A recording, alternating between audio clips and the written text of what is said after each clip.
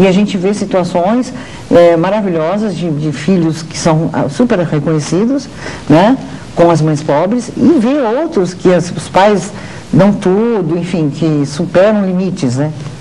E que, de repente, os filhos têm problema, não entendem, tem problema de diálogo. Então, eu acho que hoje, no nosso momento, o amor é fundamental, esse reconhecimento da figura materna. Porque a mulher, ela passa muita independência e, às vezes, ela esquece de passar um pouco essa coisa da figura materna, né, do afeto. E passar que ela é uma mulher, apenas uma mulher. Né? Não ficar com aquela coisa da imagem, nossa, eu tenho que manter a imagem. Não existe imagem. Eu falo imagem é na igreja. A gente tem que ser a mulher, a mãe, já que, assim, é cobrada da mulher uma posição tão intensa, eu acho, né? Como eu falo hoje, a mulher está mais escravizada do que antes. Que eu falo antes, o homem sustentava a casa. Hoje não, hoje não é bem assim, né? Hoje não é bem assim, né? Hoje mudou.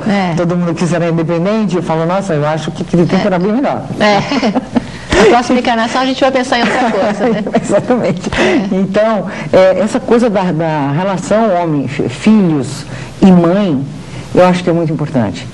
Então eu coloco no livro, existem aquele ditado antigo, né, que a gente conhece, sim, uma mãe é para 500 filhos, 500 filhos não são para uma mãe, né, porque não tem jeito. Eu falo, se você está no alto da escada e aí você está vendo que o seu filho está caindo, você se joga, é o instinto da maternidade. Então, por isso que o colo é tão importante, né? O abraço da mãe, a coisa assim, de segurar a mão, né? O toque, né? Nós temos o exemplo aí, né, em termos de tudo que você está falando, da força do amor, da família do Zé de Camargo e Luciano, no filme maravilhoso, né? Os dois filhos de Francisco, que mostra aquele momento até muito emocionante. Não sei se a gente tiver, nós vamos passar aí uma cena, em que os bebês estavam chorando, não tinha nada para dar, nada, e os meninos pré-adolescentes sentiram aquilo, saíram a cantar numa rodoviária, ganharam dinheirinho, ainda compraram o pão, tudo, o leite para o bebê dela, tudo. E ela sempre mostrou muito amor, e realmente criou-se uma família rica em valores e rica em bens materiais, né? Esse trabalho da gente, assim, você como ponte na espiritualidade para as pessoas, né? Que traz para a sua vida créditos na espiritualidade, eu acredito nisso, diante de Deus, muitos créditos, porque você é a ponte para que as pessoas possam colocar o seu trabalho que vão ajudar outras pessoas. Então, assim, é um efeito dominó, como eu falo, né? Uma coisa que não tem fim. E isso no universo tem um grande preço. E a bênção de ser mãe, né? Como eu já te falei, que eu acho que você teve essa bênção. E eu falo que a bênção da maternidade, ela é muito mais valiosa para a mulher do que para o homem. Não é uma posição feminista e nem machista, tá? Mas é assim que a coisa procede, não é de outro jeito, entendeu? Porque a mãe, ela é assim, a centralizadora, aquela força que move. Até nessa história aí, né, o pai sempre esteve ali batalhando, etc. Mas quem fazia a harmonia do lar acontecer era a mãe. Então aqui eu falo também de mães de filhos especiais, entendeu? Que há o amor incondicional. E, enfim, eu falo de várias mães, né? Várias mães que casam muito, que às vezes os filhos cobram um posicionamento, né? Que tem vários maridos. Isso, tem mais de um marido, então assim, nossa, puxa, eu falo, o lado materno é uma coisa, o lado mulher é uma outra coisa, né? Então, existe um julgamento também, a sociedade é um pouco dura também, né? Ela é um pouco crucial aí no caso, né? No julgamento. Então, eu acho que assim, o mais importante é você passar para o teu filho o que mais ele necessita, é o amor. Claro, que legal se você puder dar uma faculdade para ele em Harvard e sei lá, um PM, um PhD, enfim, todos os PhDs. Mas se você não puder, você vai ensinar ele a ter força e coragem para batalhar por isso, se é o que ele quer. Motivação, né? E ter motivação para isso. Para encerrar esse bloco sobre o seu livro, no segundo bloco nós vamos continuar com a Teca falando sobre a sensibilidade, onde que isso ajuda as pessoas. Teca, a gente escolhe os pais. Quando a gente vai nascer, quando a gente vai reencarnar, nós escolhemos nossos pais? Ai, Rosana, eu não acredito muito nisso não. Você sabe que eu sou totalmente espiritualizada, assim, no sentido de acreditar na espiritualidade, trabalho e pesquiso na área da parapsicologia, mas sem separar as duas coisas. Acho que uma coisa é realmente os fenômenos, são os fenômenos, e a outra coisa é a manifestação dos espíritos que existem, que habitam no universo, né? Porque isso também já foi comprovado e é comprovado no nosso dia a dia. Porque tem aquela teoria que quando a gente nasce, a gente escolhe os pais que vão nascer, ou se a gente observa os pais que nós vamos nascer. Não, eu acho que assim, eu acredito assim. Antes de vir, a gente fica olhando assim, é ali que eu vou? Não, eu acho que é uma historinha assim, olha. Deus coloca pra gente assim, Rosana, você tem essas 3 opções, aqui tem 3 vasos, um maior, um menor, então você vai escolher um dos 3, tá? Ou seja, como é que você quer resgatar essa dívida? Você vai falar, eu quero escolher esse menorzinho, porque eu acho que é mais delicado e tal. E eu já ia falar, bom, eu prefiro esse maiorzão, porque né, a mesa é mais ampla. Enfim, é uma escolha sim. Mas acho que é uma escolha que é determinada por Deus. Não assim, aquela fila tipo SUS, então, não, eu quero aquele ali, não, eu quero aquele lá. É uma lição de casa, então. Sim. Não é uma escolha para passear. Não. É uma escolha de trabalho. Você sabe que a família é a primeira relação kármica aqui.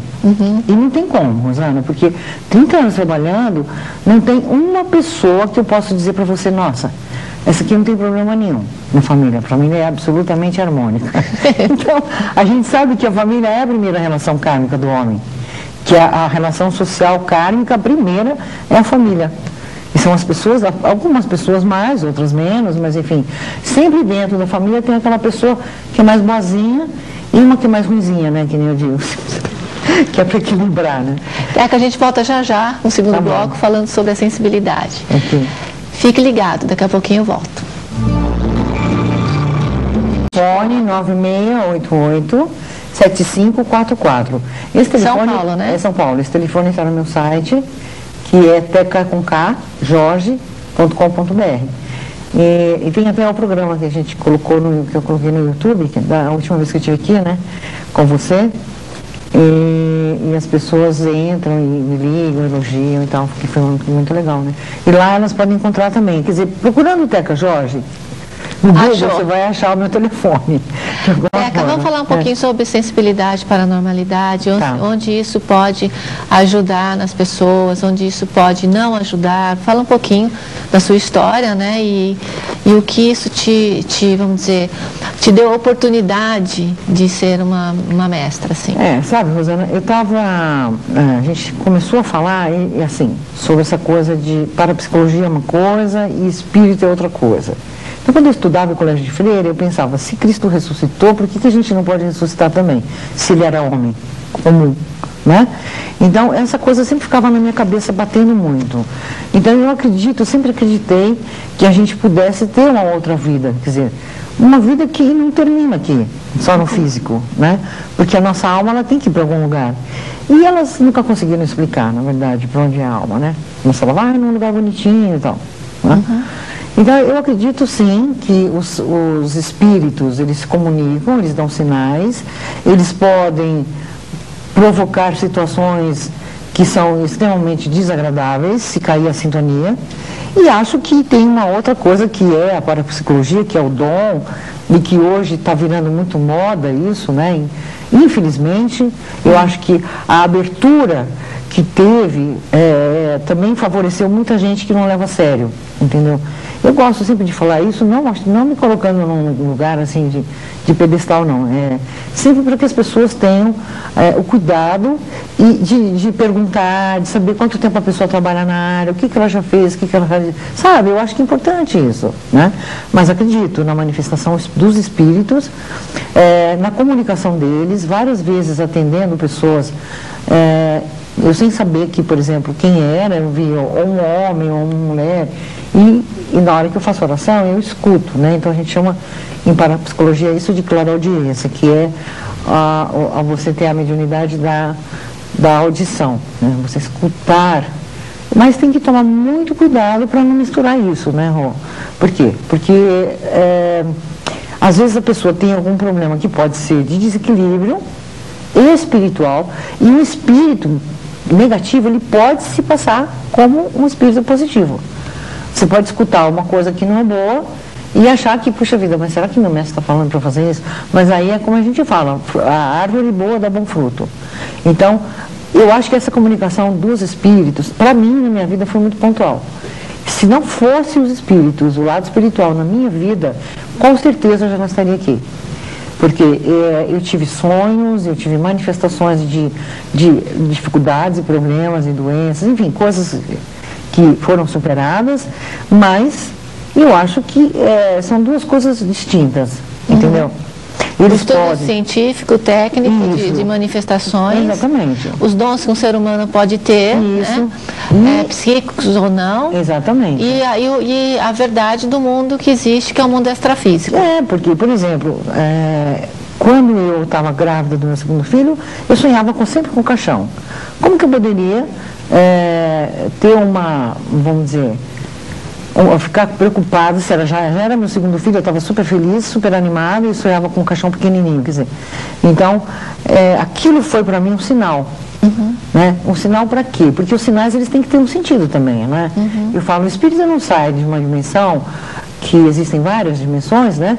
Então assim, ele não sai de uma dimensão para ficar aqui assim, escutando a nossa conversa só, a não ser que ele queira perturbar ou trazer uma desavença, e eles atuam sempre em quem é mais frágil. O que é o mais frágil? A energia mais fraca, né? Então, aquele sonho foi o quê? Realmente, eu tive meu filho e com 4 meses ele veio a falecer. Teve um problema de embolia e veio a falecer.